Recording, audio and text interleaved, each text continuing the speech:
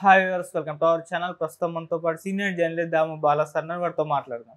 నమస్కారం సార్. నమస్తే సార్, హైడ్రా పైన ఇప్పుడు ఒక ఇంట్రెస్టింగ్ విషయం బయటకు వచ్చింది సార్. అది హైడ్రా మీద ఒక సినిమా తీయబోతున్నారు. అది కూడా సెన్సేషనల్ డైరెక్టర్ ఆర్జీవి గారు నాగార్జున గారిని పెట్టి తీయబోతున్నారు అని అంటున్నారు సార్. దీన్ని నాగార్జున గారు ప్రొడ్యూస్ చేయబోతున్నారు కూడా వార్తలు అయితే వినిపిస్తున్నాయి.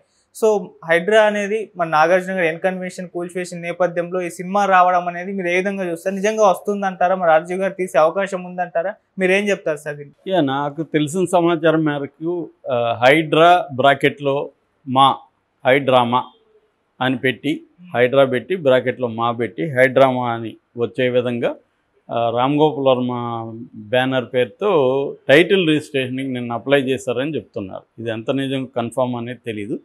సో నాకు వచ్చిన ఒక వార్త. సో హైడ్రా పేరు టైటిల్ పెట్టారు. సో దీనికి నాగార్జున ప్రొడ్యూస్ చేస్తున్నాడు. అవసరమైతే నాగార్జున యాక్ట్ కూడా చేసే అవకాశం ఉంది అని చెప్తున్నారు. సో ఇది ఆశ్చర్యమే లేదు. రామ్ గోపాల్ వర్మ ఇలాంటి అనేక సినిమాలు తీశాడు. ఆయన ఇంత సెన్సేషనల్ కేసుని సినిమా తీయడానికి గ్యారంటీ లేదు. ఎందుకంటే దీంట్లో అన్ని రకాల మసాలాలు దీంట్లో ఉన్నాయి. పైగా నాగార్జున జీవితంలో ఆయన్ని ఇంతవరకు ఈ స్థాయి దెబ్బ ఎవరు కొట్టుండరు.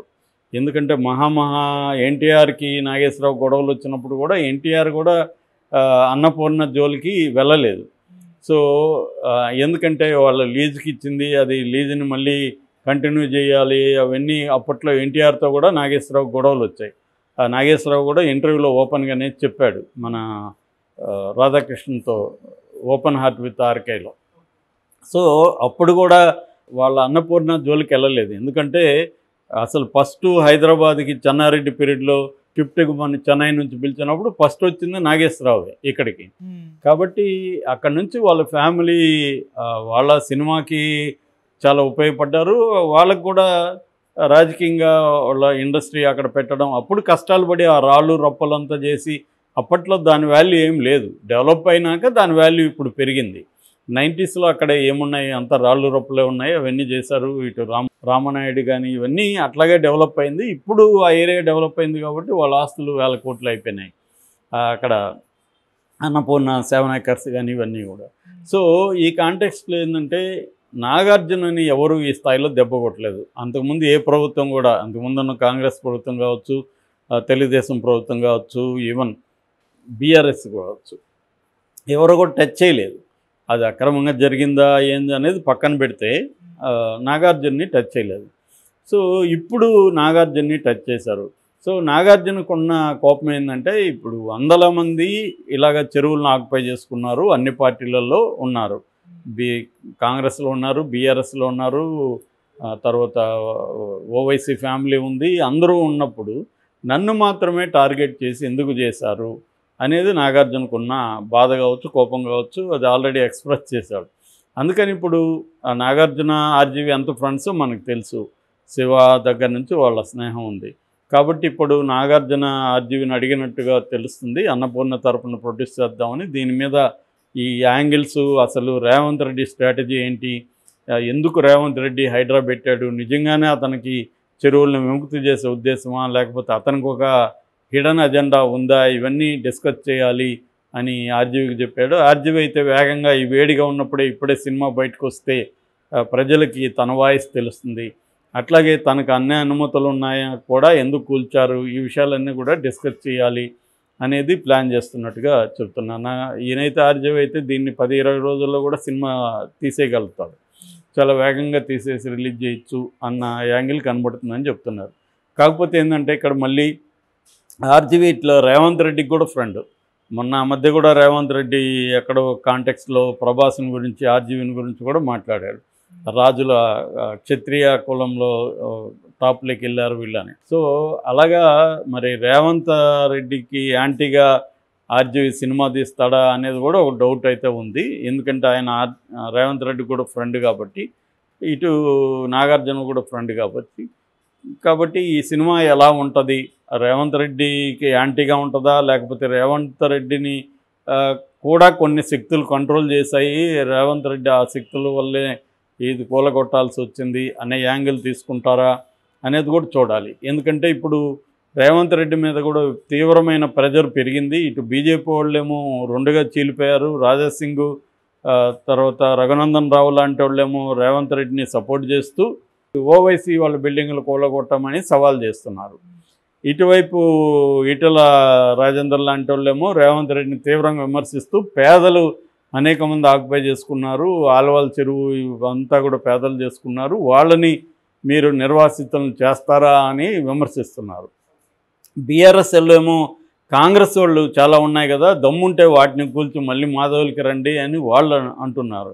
ఇలాగా ఇప్పుడు ఏమైందంటే రంగనాథ్ మీద కూడా విపరీతమైన ప్రెజర్ పెరిగింది. రంగనాథ్ని చంపడానికి కూడా ఒక యాక్షన్ టీం ఫామ్ అయింది అనేది కూడా వార్తలు వస్తున్నాయి. సుపారి గ్యాంగ్ ఒకటి ఫామ్ అయింది, అందుకని ఆయనకి సెక్యూరిటీ కూడా ఒక అవుట్ పోస్ట్ పెట్టారు మధురనగర్ వాళ్ళ ఇంటి దగ్గర అని కూడా మనకి వార్తలు వచ్చాయి. సో ఈ కాంటెక్స్లో ఏంటంటే క్లియర్గా ఆయన రంగనాథ్ చెప్తున్నది ఏమంటే మేము పేదల జోలికి మిడిల్ క్లాస్ జోలికి వెళ్ళము అంటున్నారు. కానీ ఈరోజు కూడా ఒక దాని ఏమంటారు బస్తీలో ఇల్లు కూలగొట్టే కార్యక్రమం ఈరోజు కూడా హైడ్రా చేస్తుంది. ఇందాకే న్యూస్ వచ్చింది. అంటే ఈ ఒక పక్క పేదలను కూలగొట్టం అంటానే ఎందుకు వెళ్తున్నారు అనేది ఒక డౌట్ ఉంది. అసలు దీని వెనక హైడ్రా వెనక ఆ ప్లాన్ వెనక రేవంత్ రెడ్డికి ఉన్న వ్యూహం ఏంటి అనేది ఇప్పుడు చర్చకు వచ్చింది. ఎందుకంటే నేను నిన్న కూడా చెప్పాను, రేవంత్ రెడ్డికి ఏదో ప్రజల్ని విముక్తి చేసేద్దాం అనే సత్సంకల్పం ఉంటుందని ఎవరు అనుకోరు. ఆయనకు పక్కా పొలిటికల్ లీడరు. సో ఆయనకి రాజకీయ ప్రయోజనాలే ప్రధానంగా ఉంటాయి. దానివల్ల ప్రజలకు మేలు జరుగుతుందా లేదనేది వేరే వ్యవహారం, కానీ రాజకీయ ప్రయోజనాలు ప్రధానంగా ఉంటాయి. ఆ రాజకీయ ప్రయోజనాలు ఏమిటి అనే చర్చ వస్తుంది. దీనికి ప్రధాన కారణం హైదరాబాద్ జీహెచ్ఎంసీ చుట్టుపక్కల కాంగ్రెస్ ఘోరంగా ఓడిపోవడం, ఎంపీ ఎలక్షన్లో కూడా కాంగ్రెస్ అనుకున్న స్థాయిలో ప్రోగ్రెస్ లేకపోవడం, దానివల్ల ఇక్కడ కాంగ్రెస్ ఎందుకు తగిన పెర్ఫార్మెన్స్ ఇవ్వలేదు, బీజేపీ ఎందుకు అనూహ్యంగా 4 సీట్లు ఎంపీ సీట్ల నుంచి 2019లో ఇప్పుడు 2024కి 8కి ఎలా ఎగబాగలిగింది, అట్లాగే హైదరాబాద్ చుట్టుపక్కల బీఆర్ఎస్ ఎందుకు సక్సెస్ కాగలిగింది అనే దాని మీద అధిష్టాన వర్గం ఒక ఫ్యాక్ట్ ఫైండింగ్ కమిటీ కూడా తెలంగాణ మీద వేసింది.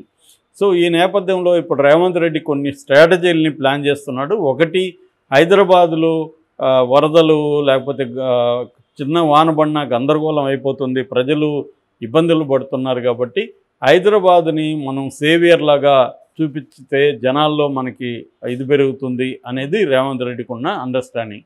ఎందుకంటే నెక్స్ట్ 2025లో జీహెచ్ఎంసీ ఎన్నికలు జరుగుతున్నాయి.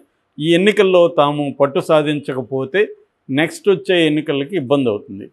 సో అందువల్ల కాంగ్రెస్ విన్నింగ్ అవకాశాలని డెవలప్ చేయాలంటే హైదరాబాద్లో ఏదో ఒక డ్రాస్టిక్ వ్యవహారం చేస్తున్నట్టుగా ఉండాలి.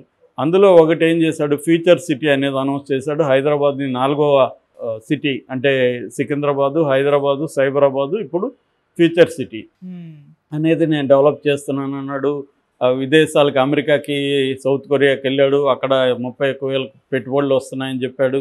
ఇది ఒక ఆస్పెక్ట్. అంటే హైదరాబాద్ని ఇప్పటి వరకు బీఆర్ఎస్ బ్రహ్మాండంగా డెవలప్ చేసింది, ముఖ్యంగా కేటీఆర్కి బ్రహ్మాండమైన పేరు వచ్చింది.